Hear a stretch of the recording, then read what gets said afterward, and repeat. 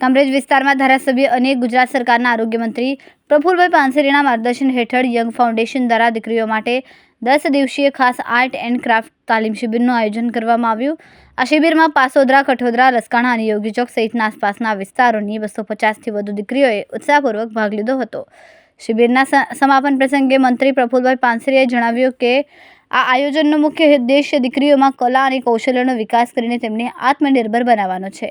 શિબિર દરમિયાન દીકરીઓને નેલ આર્ટ, ગૂંથણ અને સીવણકામ જેવી વિવિધ કળાઓનું નિષ્ણાતો દ્વારા સઘન પ્રશિક્ષણ આપવામાં આવ્યું।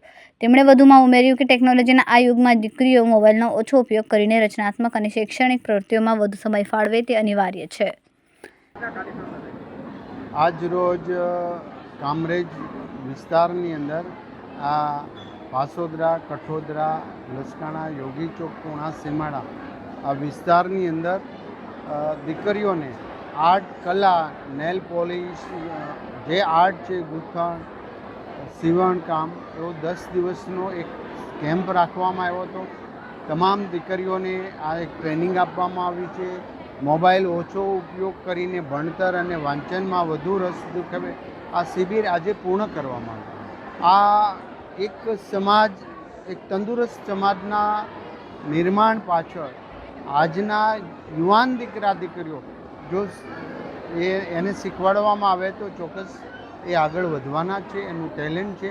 ખૂબ મજા આવી છે। માટે એક યુવાન દીકરા દીકરીઓને જો સારું પ્લેટફોર્મ મળે તો ચોક્કસ એ સારા કામ કરવા તૈયાર જ છે। આપણે પ્રયાસ કરવો જરૂરી। તો આ કેમ્પ યંગ ફેડરેશન મારી ટીમ છે અને અમારી આખી બીજેપીની ટીમ, ભારતીય જનતા પાર્ટીની ટીમ, પોલીસ વિભાગના સંયુક્ત ઉપક્રમે આજે આ શિબિર પૂર્ણ કરવામાં આવી છે। પરંતુ શિબિરમાં ઘસારો, દીકરીઓનો ઉત્સાહ ખૂબ સારું શીખી છે, એ પોતાના પગભર ઊભી થઈ રહી છે, ત્યારે આ કમાણી પણ ઘરે કરી શકે એવા હેતુ છે। મોબાઈલ ઓછો ઉપયોગ કરે, સંસ્કાર સિંચન સાથેની આ શિબિર આજ રોજ પૂર્ણ કરવામાં આવી છે અને 250 દીકરીએ જેણે આર્ટ, કલા શીખ્યા છે તેમને હું શુભેચ્છા પાઠવું છું અને એમના જીવનમાં પ્રગતિ કરે એવી હું આશા રાખું છું।